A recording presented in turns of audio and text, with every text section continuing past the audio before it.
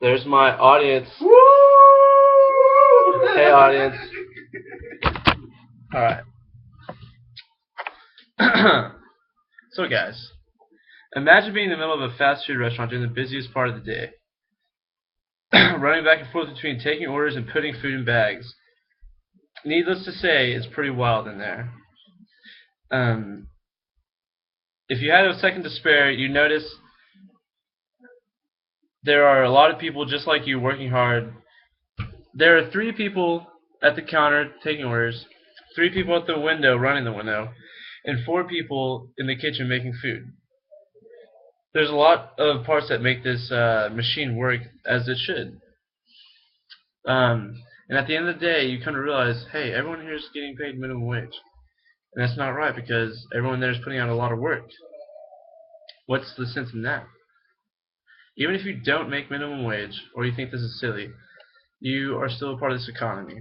And minimum wage, as low as it is, creates poverty. And poverty is bad for the economy because it brings down how much money is spent in the local economy on rent and groceries and, say, ballparks and stuff like that. It's bad for small business. A higher pay raise would be better for a higher domestic GDP. Minimum wage creates poverty and hurts families. Many want to help end poverty, but they just simply don't know how.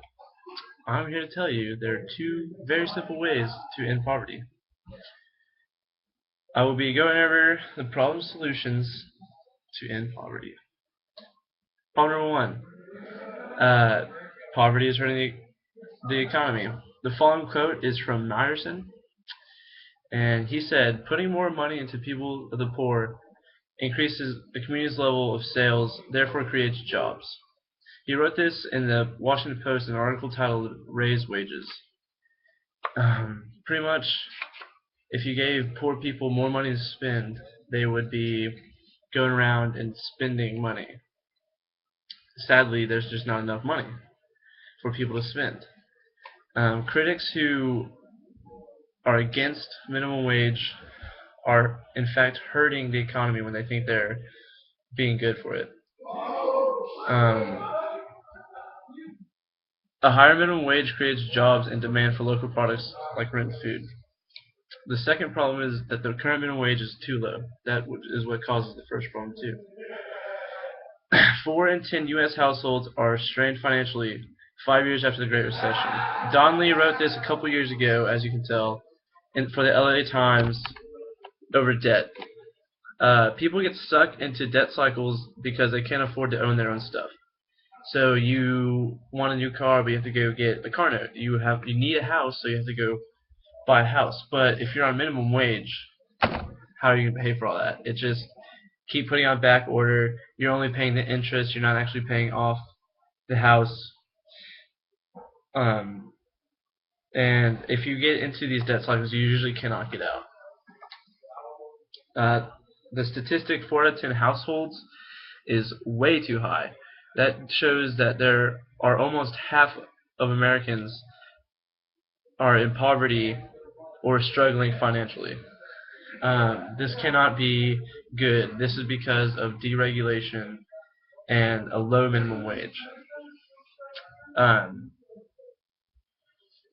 The reason minimum wage is a problem and it's too low is because someone working 40 hours a week, 50 weeks out of the year, because 2 weeks for vacation or sick days, only makes about $16,000 a year. This is well below the poverty line in America.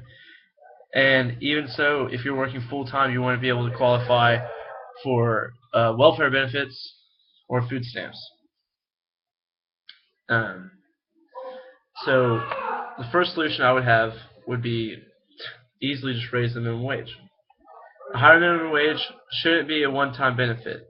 Michael J. Silverstein wrote this for McClatchy News Source because he believed not only should you raise the wage, but you should also teach your employees better skills to make them better employees, to raise production for the business. If a business is more profitable, then it is more attractive to stockholders. And providing trading to employees will make them higher skilled and more worthwhile. The second solution would be to educate people better and just educate more people. The best way to end poverty is to educate the masses, because people in power are educated. The people in power are the people like politicians and decision makers who decide which laws get passed, and which laws don't get passed. And those people decide whether or not the minimum wage raises or stays the same. So politicians usually aren't uneducated people. You never hear someone not being educated get into office. Smart people who are educated always try and figure out how to make money, or always try and figure out how to make money using their education, not by doing illegal hood rat stuff. And having a degree makes you a lot more attractive for jobs. If education was easier to access, more people would have degrees, more people would be educated, higher skilled. Our economy would be putting out better products. Our GDP would be much higher. Standards of living would be much higher in the United States than they are today.